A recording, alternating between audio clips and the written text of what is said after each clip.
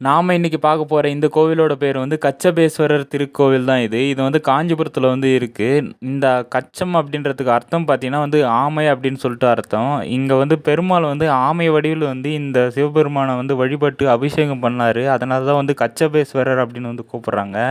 தேவர்களும், அசுரர்களும் அமிர்தம் எடுக்கிறதுக்காக திருப்பாற்கடலை வந்து கடையிறாங்க. அப்போ வந்து ஆமை வடிவம் எடுத்த பெருமாள் வந்து அந்த கடலை வந்து அடிப்பகுதியில போய் தாங்குறாரு. அமிர்தம் கிடைச்ச பின்னாடி பெருமாள் பார்த்தீங்கன்னா வந்து துள்ளி குதிச்சு எழுந்து வரும்போது கடல் பார்த்தீங்கன்னா வந்து அதிகமா சீற்றமாகுது. அப்போ பார்த்தீங்கன்னா கடல்வாழ் உயிரினங்கள் அதிகமா வந்து பயப்படுது.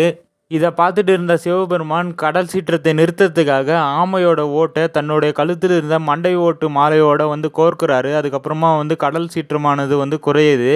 பெருமாள் தன்னுடைய தவற உணர்ந்து இங்க இருக்க இந்த சிவபெருமானுக்கு வந்து ஆமை வடிவில் வந்து தரிசனம் பண்ணி அதுக்கப்புறமா அபிஷேகமும் வந்து பண்றாரு. அதுக்கப்புறமா வைகுண்ட பதவியானது அவருக்கு மறுபடியும் வந்து கிடைக்குது. அது மட்டும் இல்லாம இந்த கோவில்ல இருக்க இந்த கச்சபேஸ்வரரை வந்து வழிபட்டா காது, மூக்கு, தொண்டை அதுக்கப்புறம் தலை பிரச்சனைகள் வந்து சரியாகும். மண்டை விலக்கு அப்படின்ற ஒரு வழிபாடும் இந்த கோவில்ல வந்து இருக்கு. கார்த்திகை மாசத்துல வர ஞாயிற்றுக்கிழமைகள்லயும், கார்த்திகை மாசத்துல வர கடைசி ஞாயிற்றுக்கிழமையும் ரொம்ப ஸ்பெஷலா இருக்கும். இந்த கோவில்ல 1000க்கும் மேற்பட்ட நாக தேவதைகளோட சிலைகள நாம வந்து பார்க்கலாம். இந்த கோவில்ல மொத்தம் 2 மூலவர்கள் இருக்காங்க. ஒருத்தர் கச்சகேஸ்வரர், இன்னொருத்தர் பார்த்தீங்கன்னா இஷ்ட சித்தீஸ்வரர் அப்படின்னு சொல்லிட்டு. இந்த கோவில்ல சுந்தராம்பாள் உடனுறை கச்சகேஸ்வரர் தான் வந்து மூலவரா வந்து இருக்காரு. சுமார் 1600 ஆண்டுகளுக்கு மேல பழமையானது தான் இந்த கோவில். இந்த கோவில்ல இருக்க சிலைகளும், சிற்பங்களும் பார்க்கவே அவ்வளோ அற்புதமா வந்து இருக்கு. இந்த கோவில்ல இருக்க மூலவரான கச்சபேஸ்வரர் பார்த்தீங்கன்னா வந்து மண்ணால் ஆன சிலை. இவருக்கு வந்து தினமும் வந்து அபிஷேகம் வந்து பண்றாங்க.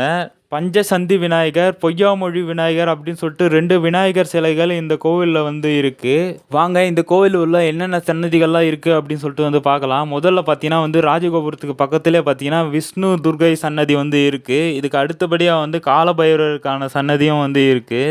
ராஜகோபுரத்துக்கு எதிரிலே வந்து இது போல வந்து பஞ்சசந்தி விநாயகர் அப்படின்னு சொல்லிட்டு ஒரு ஆலயம் வந்து இருக்கு. இந்த விநாயகரை வழிபாடு பண்ணிட்டு தான் வந்து எல்லாரும் வந்து உள்ள இருக்க கச்சகேஸ்வரர் வந்து வழிபாடு வந்து பண்றாங்க. கொடிமரத்துக்கு பக்கத்திலே பார்த்தீங்கன்னா வந்து இது போல வந்து சூரிய பகவானுக்கும் ஒரு தனி சன்னதி வந்து இந்த கோவில்ல வந்து இருக்கு. மூலவருக்கு எதிரில இருக்க இந்த நந்திக்கு பக்கத்திலே பார்த்தீங்கன்னா வந்து ஒரு 20 மண்டபம் பார்த்தீங்கன்னா வந்து இருக்கு. மொத்தம் கற்களாலேயே வந்து செஞ்சிருக்காங்க இந்த மண்டபத்த.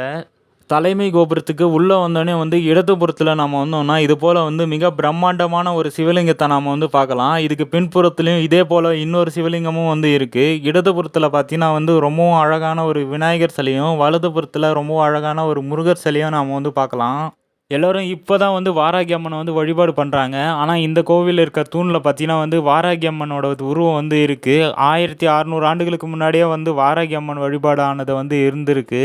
இந்த கோவில்ல இது போல வந்து பல சிலைகள நாம வந்து தூண்ல வந்து பார்க்கலாம். ஆஞ்சநேயர், பெருமாள் அதுக்கப்புறம் வந்து அம்மன் வந்து சிவபெருமான கட்டி தழுவுன மாரி ஒரு சிலை வந்து இருக்கு. அது மட்டும் இல்லாம ஐயனார் பார்த்தீங்கன்னா வந்து யானை மேல இருக்காரு. இந்த கோவிலோட தல வரலாறான கச்சகேஸ்வரருக்கு கச்சம் வடிவில வந்து பெருமாள் வந்து அபிஷேகம் பண்றாரு. அதுக்கான சிலையும் பார்த்தீங்கன்னா இந்த இடத்துல வந்து இருக்கு. கச்சபேஸ்வரரை வந்து வழிபாடு பண்ணிட்டு அப்படியே வந்து வெளியே வந்தீங்கன்னா, இது போல வந்து 64 நாயன்மார்களுக்கும் வந்து தனித்தனி சிலைகள் வந்து கற்சிலைகள் வந்து வச்சிருக்காங்க. அவங்களுக்கு மேலேயே பார்த்தீங்கன்னா வந்து அவங்களோட பேரையும் வந்து குறிப்பிட்டு வந்து இருக்காங்க இந்த இடத்துல.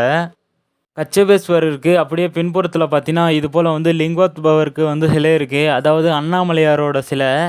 இங்க இருக்க இந்த அண்ணாமலையாருக்கு அப்படியே வந்து எதிர் திசையில வந்து வந்தீங்கன்னா, இது போல 108 லிங்கம், 1008 லிங்கம், பிருத்திவிலிங்கம், ஜலலிங்கம், அக்னிலிங்கம், வாயுலிங்கம், அதுக்கப்புறம் வந்து ஆகாயலிங்கம், அதுக்கப்புறம் சுயம்புலிங்கம் சொல்லிட்டு பல லிங்கங்கள நாம வந்து இந்த இடத்துல வந்து பார்க்கலாம். அப்படியே இந்த லிங்கங்களுக்கு பக்கத்துல வந்து திருமுறை கண்ட விநாயகர், ஆறுமுகம், அதுக்கப்புறம் வந்து தெய்வ யானைக்கும் வந்து இந்த இடத்துல வந்து சிலைகள் இருக்கு. அப்படியே வந்து கோயிலோட வெளி பிரகாரத்துக்கு நீங்க வந்து வந்தீங்கன்னா, இந்த இடத்துல வந்து விநாயகருக்கு வந்து ஒரு தனி சன்னதி வந்து இருக்கு. இங்க இருக்க விநாயகரோட பேர் பார்த்தீங்கன்னா வந்து பொய்யாமொழி விநாயகர் அப்படின்னு வந்து இந்த விநாயகருக்கு வந்து பெயர் வந்து வச்சிருக்காங்க. அப்படியே வந்து பொய்யாமொழி விநாயகரை வந்து கடந்து வந்து வந்தோம்னா, இது போல வந்து சதுர்கேஸ்வரர் அப்படின்னு சொல்லிட்டு ஒரு சிவன் வந்து இருக்காரு. இவர் வந்து மண்ல வந்து கொஞ்சம் புதைந்த நிலையில வந்து இருக்காரு. இவருக்கு வந்து ஒரு சின்னதா ஒரு மண்டபமும் வந்து இந்த இடத்துல இருக்கு. சதுர்கேஸ்வரருக்கு அப்படியே முன்னாடி பார்த்தீங்கன்னா வந்து இது போல வந்து மார்த்தண்டேஸ்வரர் அப்படின்னு சொல்லிட்டு ஒரு சிவபெருமான் இருக்காரு. இவரோட ஆவுடைய பார்த்தீங்கன்னா வந்து அப்படியே வந்து சதுரமா வந்து இருக்கு. ஆமை வடிவில் வந்த பெருமாள் வந்து சிவனுக்கு வந்து அபிஷேகம் பண்ணி அவரோட பாப விமோசனத்தை வந்து திரும்ப பெறுறாரு. அதுக்கப்புறமா வந்து வைகுண்ட பதவியானது மறுபடியும் வந்து கிடைக்குது அவருக்கு. இந்த கோவில்ல இருக்க தீர்த்தத்தோட பேர் வந்து சித்தி தீர்த்தம் அப்படின்னு வந்து சொல்றாங்க. இந்த தலைமை கோபுரத்துக்கு வலதுபுறமா வந்தோம்னா இந்த தீர்த்தமானது வந்து இருக்கு. இந்த கோவிலோட தலை விருட்சமும் வந்து இந்த இடத்துல வந்து வேப்ப மரமும், அரச மரமும் தான் வந்து இருக்கு. 2ம் ஒண்ணு சேர்ந்தது போல இந்த இடத்துல வந்து இருக்கு.